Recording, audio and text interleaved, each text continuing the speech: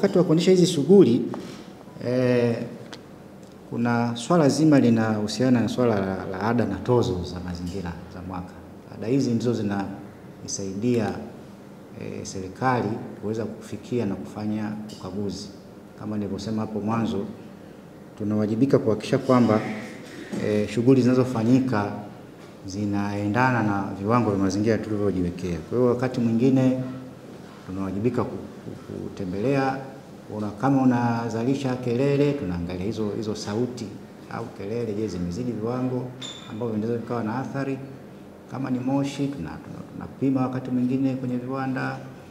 Kwa hiyo kutokana na shughuli za namna hiyo ambazo zinahitaji kwa namna moja au nyingine, zinahitaji fedha, zinahitaji uwekezaji wa rasilimali, vifaa. Kwa hiyo tunayo kanuni ya ada na tozo. Kanuni hii ilianza tangu mwaka 2008, lakini tuna maboresho yake ya mwisho mwaka 2021 na mapya tunayo mwaka 2023. Hii inaitwa kanuni ya usimamizi wa mazingira ya ada na tozo. Hivyo kwa wale wanaoisha na shughuli mbalimbali ambazo zinahusiana na mazingira yetu moja kwa moja, mtawajibika kuhakikisha kulipa hizi ada na tozo kila mwaka. Kwa hiyo nitoe rai kwa wale wanaoendesha hizi shughuli, mhakikishe kila kifika mwaka mpya wa serikali, basi mnahakikisha mnalipa ada na tozo hizi. Na serikali kama serikali NEMC, kuna utaratibu umewekwa wa kulipa hizi ada na tozo. Kwanza moja, kuna mifumo.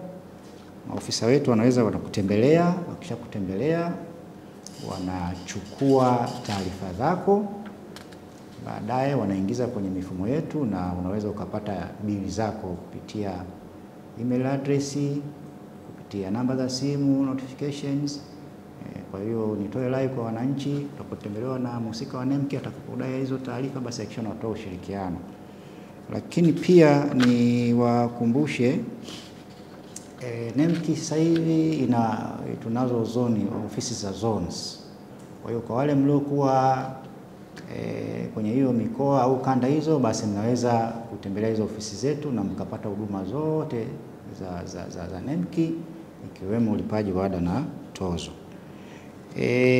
Hizi ada ziko kwa mujibu wa sheria na zinapaswa kulipa baada ya mwaka mpya wa fedha unapoanza. Kwa mfano, mwaka mpya wa fedha huu unaoanza wa 25-26 unaanza mwezi Julai.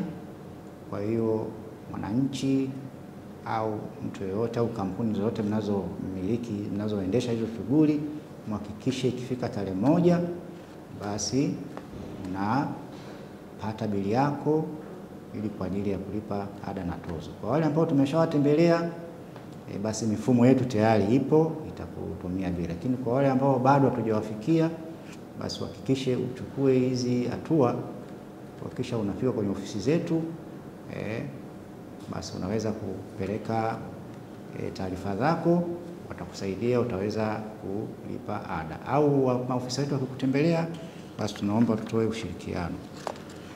Naomba nisisitize, ulipaji wa ada na tozo ni takwa la kisheria.